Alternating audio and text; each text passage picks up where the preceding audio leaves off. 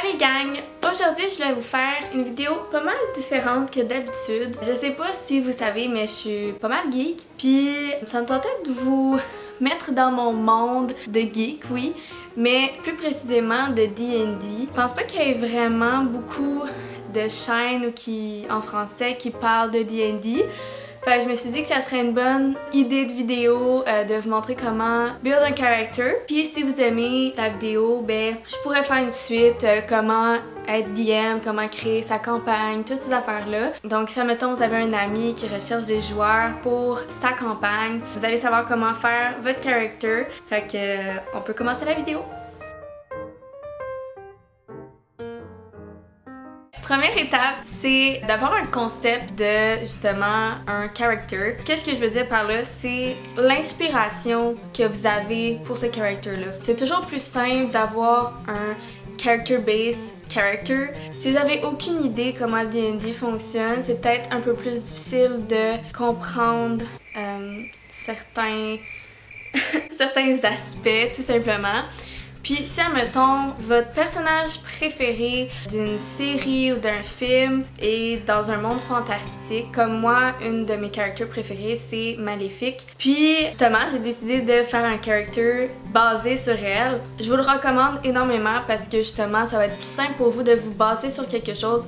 Si prenez pas nécessairement toute l'histoire, mais justement, prenez une bonne inspiration sur ce personnage-là, surtout si c'est vos premiers personnages. C'est plus simple si vous avez une inspiration. Peut-être plus tard, vous aurez une idée de ce que vous avez envie de faire, puis tout. Encore, pour le concept du character, mettre un peu de soi dans le personnage, que ça soit des qualités, que ça soit des défauts, que ça soit dans votre backstory, tu sais, est-ce que vous avez eu une enfance difficile? Oui, parfait, tu sais, vous pouvez l'inclure dans votre histoire. Une petite parenthèse, c'est toujours meilleur d'avoir une backstory quand vous faites un character parce que justement, vous avez une base sur qui la personne est. Donc, vous avez plus d'éléments à savoir comment vous allez jouer le character. Mais aussi, dites-vous qu'une personne qui va dans D&D, qui va faire une aventure avec différentes personnes, tu sais, qui va devoir combattre des créatures et tout ça, a pas eu une enfance merveilleuse et magique et tout va bien dans sa vie, tu sais. Une personne qui a eu une enfance merveilleuse, sans défis, va pas décider d'aller tuer des vampires juste comme ça. Fait que dans le fond, le concept du character, ça serait vraiment juste une phrase. Fait que pour Cordelia, ça serait une femme sorcière qui a été trahie. Puis juste avec cette phrase-là, on peut comprendre un petit peu le concept. Pour la deuxième étape, ça serait choisir sa race, tout simplement. Quand on parle de race, on parle justement d'être humain, d'être un Dragonborn, ça peut être un orc, ça peut être n'importe quoi, tout ce qui est dans votre imagination, ça risque d'exister dans D&D. Il y a des personnages qu'il y a certaines personnes qui ont créé, comme des fans de D&D qui ont décidé de créer. Ça, il faudrait en discuter avec votre DM si vous voulez vraiment prendre ces characters-là ou ces races-là. Parce que justement, peut-être le DM va pas vouloir inclure ça dans sa game. C'est à discuter. Pour la troisième étape, c'est de choisir son background. Ça peut être vraiment n'importe quoi. Ça peut être criminel, ça peut être un soldat, ça peut être plein de choses comme ça. Mais avec son background, ça mettons on est criminel, clairement ton alignement, c'est pas lawful good. C'est à considérer quand vous choisissez votre background parce que justement, tu peux pas être lawful good puis être un criminel. Genre, ça marche pas. Dans votre background, il y a des flaws, fait que des défauts. Faut encore là, tu sais, si vous avez une idée de character, vous allez sûrement avoir une idée du background, vous allez sûrement avoir une idée de ses défauts, de ses qualités. Puis les défauts, c'est bien de jouer avec ça. Fait que, admettons, votre character, il est curieux, tu sais, ça veut pas dire que c'est négatif être curieux, mais si il va toujours vouloir rentrer dans des pièces sans nécessairement investiguer, des affaires de même, peut-être que c'est plus dangereux, des trucs comme ça. Si vous savez pas quels sont les backgrounds qui sont dans D&D, Players Handbook, il y a tous les backgrounds, mais sur internet vous pouvez trouver vraiment tout. Fait que vous écrivez background D&D, Vous avez tout trouvé, fait que ça stresse. Petite parenthèse de plus aussi, il y a des skills aussi qui peuvent donner un agrément à votre concept de character. Quatrième étape, ça serait de choisir une classe. Quand on parle de classe, c'est là qu'on parle de wizard, sorcerer, on parle de fighter. C'est sûr, tout dépend de ce que vous choisissez, c'est là que ça va décider si vous faites de la magie, si vous êtes plus avec une arme, si vous êtes avec des poings. Fait que c'est pas mal ça pour la quatrième étape. Pour la cinquième étape, qui est genre sûrement l'étape que le monde aime le plus, ça serait de rouler ses dés tout simplement pour rouler pour ses habiletés. Quand on parle d'habileté, on parle d'intelligence, on parle wisdom, on parle de dextérité, on parle de toutes ces affaires-là.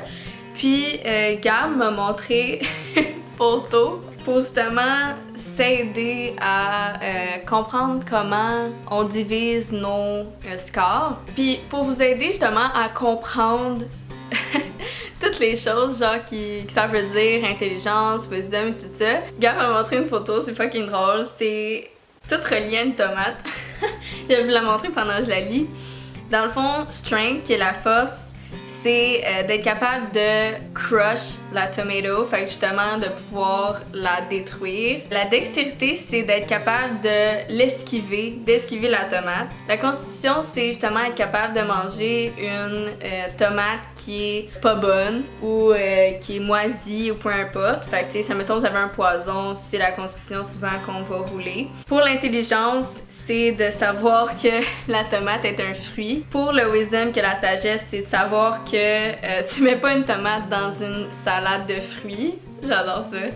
Puis le charisme, c'est d'être capable de vendre une salade de fruits avec des tomates dedans. En tout cas, je trouve ça vraiment drôle. Pour la sixième étape, c'est de choisir son équipement. Fait que tout dépend quelle classe que vous avez choisi, évidemment. Vous allez décider soit une armure, soit une arme, soit un staff. Tout dépend de dans quel monde vous êtes, tout dépend de votre DM. Vous pouvez demander certains équipements, il va vous dire oui c'est bon, oui c'est pas bon, non c'est pas bon. Puis c'est pas mal ça. Vous commencez avec un montant d'argent, faut juste le rouler, tout dépend de la classe que vous êtes. Donc c'est justement à regarder dans le Player's Handbook ou encore sur internet si vous n'avez pas le Player's Handbook.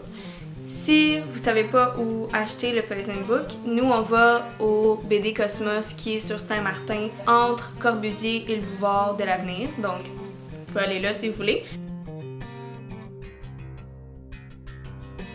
Pour la septième étape, c'est de rouler sa vie. Encore là, tout dépend de votre classe. Il y a toujours l'option de ne pas rouler ses dés pour la création de son personnage. Moi, personnellement, je préfère rouler mes dés simplement parce que c'est pas plus difficile, mais c'est juste que tu dois vraiment faire avec ce que t'as roulé. Donc, si t'as un flop, tu l'as pour de vrai. Genre, je sais pas comment dire, tu sais, comme. C'est pas juste average, c'est comme, tu sais, si tu pognes un 8, t'as pas le choix.